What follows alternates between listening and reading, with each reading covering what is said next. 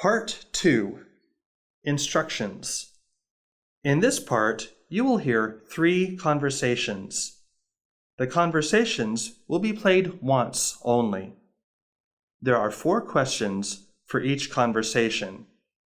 For each question, choose the right answer, A, B, C, or D. Then, on the answer sheet, find the number of the question and fill in the space that corresponds to the letter of the answer you have chosen. Part 2. Questions 9 to 12. First, you will have some time to look at questions 9 to 12.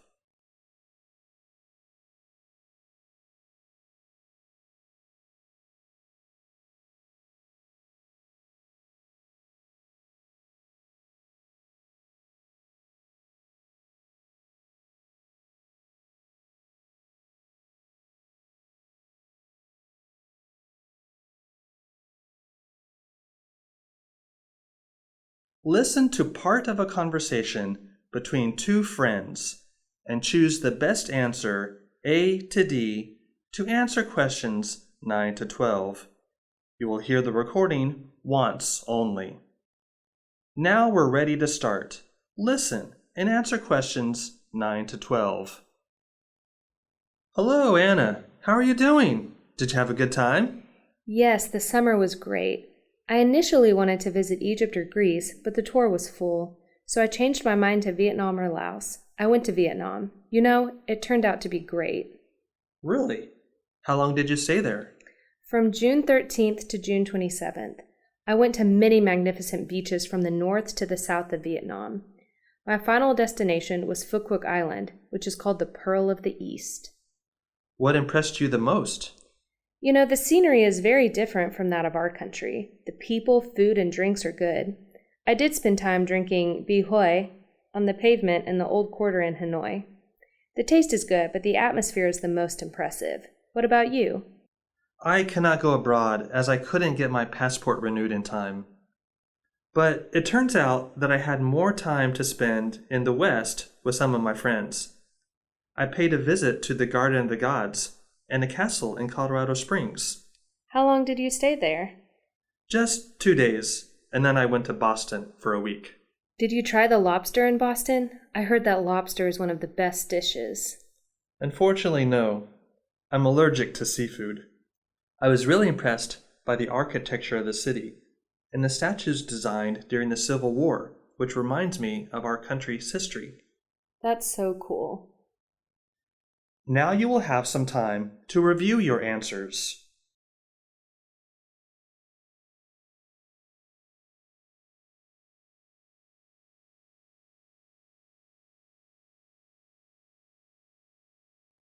Part 2, questions 13 to 16. First, you will have some time to look at questions 13 to 16.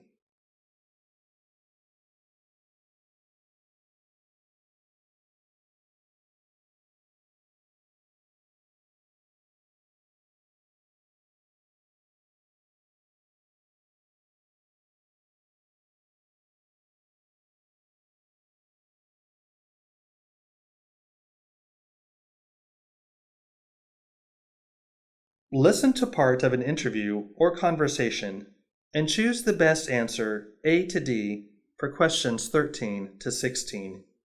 You will hear the recording once only. Now we're ready to start. Listen and answer questions 13 to 16. Nowadays, it is not uncommon to see people keep snakes, ants, rats, or spiders as pets. In today's program, we have an interview with Sally, a pet shop owner in Manchester, to explore the current trend in pet raising. Hello, Sally. Why do people move away from dogs and cats? Hi, Peter, and good afternoon, everyone. I think there are several reasons. Dogs and cats are ideal companions as they can move easily or walk with us. However, now you see people are having a fast-paced life. Consequently, we do not have time for ourselves. So how come we have time for dogs or cats? Right. Dogs and cats require more attention and care. They need vets and medicine, while snakes or ants need less. In my shop, there are many other kinds of pets. I'm surprised to hear that. Leafcutter ants, for example. You do not have to feed them every day. What you need to do is to create a colony. I mean a glass box with clean soil and sand. Then you put leaves in the box. You can see them digging tunnels and cutting leaves. All the ants collaborate to achieve one goal. They form a society with different positions and roles, which shows a great lesson in teamwork, especially for children. That's why many parents come and buy ants. Or should you have time, watching snakes and spiders catching food is enjoyable. Do kids like them? I think yes.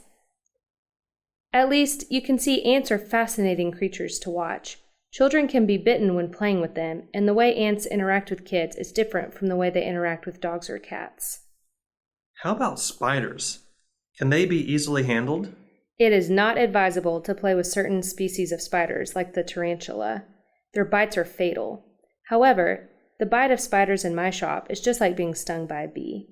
But bear in mind that the life expectancy of a spider is short in comparison with that of a dog or cat. Therefore, you do not have to make a long-term commitment. I think we will have more weird pets besides insects, and it can be one way for people to show their uniqueness. But of course, dogs and cats are still popular now. Now you will have some time to review your answers.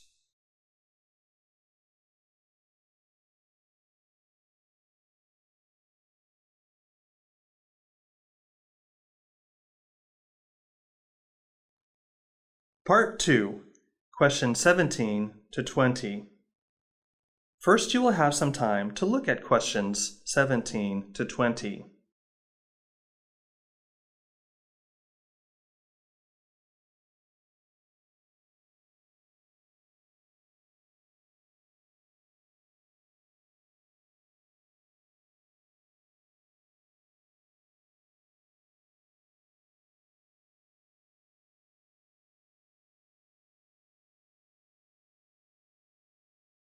Listen to part of an interview about Vietnam higher education and choose the best answer, A to D, for questions 17 to 20. You will hear the recording once only. Now we are ready to start. Listen and answer questions 17 to 20. In today's program, we have invited Mr. Duong Le, an expert of tertiary education in Vietnam. We are going to discuss the current situation of higher education in Vietnam. Mr. Duong, please provide us with an overview of Vietnam's tertiary education. Thanks for inviting me. Over the last 10 years, Vietnam has witnessed a rapidly growing economy while having the advantage of a relatively young population. Recurrent expenditure on education and training in Vietnam has been growing gradually, resulting in an increasing number of academic staff and institutions, particularly within the higher education sector. In 2021, there were about 2.9 thousand newly established businesses for education and training in the country. Is it easy for high schoolers to enter university in Vietnam? For the Vietnamese youth, higher education is very competitive.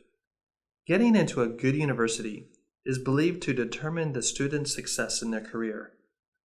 High school students conclude their general education with an exam that serves double purposes of getting their general education diploma and applying for universities.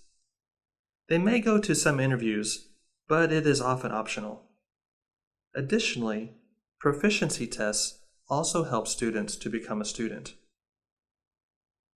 Apart from enrolling into universities, students may also enter other types of higher education institutions, which include junior colleges, mono-specialized universities, multidisciplinary universities, and research institutes. While public universities, which are home to some of the most prestigious degrees in the country, are known for being affordable, the number of private university students has been growing in the past years. The private education sector offers a variety of programs from international universities and local institutions. You have mentioned private universities. Do they get supports from private enterprises? Yes, some of Vietnam's largest corporations, including FPT and Vingroup, have recently entered the private education sector, providing degrees specializing in supplying talents for their businesses. What are challenges that universities face now? The government is cutting financial aid for universities, and they are supposed to completely generate under the so-called mechanism of autonomy, a dilemma now. That's why tuition has been raised annually to compensate the aids, as Vietnam's higher education revenue heavily depends on tuition fees, which people think of as a burden. That's why many people have called for more scholarships for disadvantaged students, more loans from social banks for students to attend universities, and more investment in higher education. Now you will have some time to review your answers.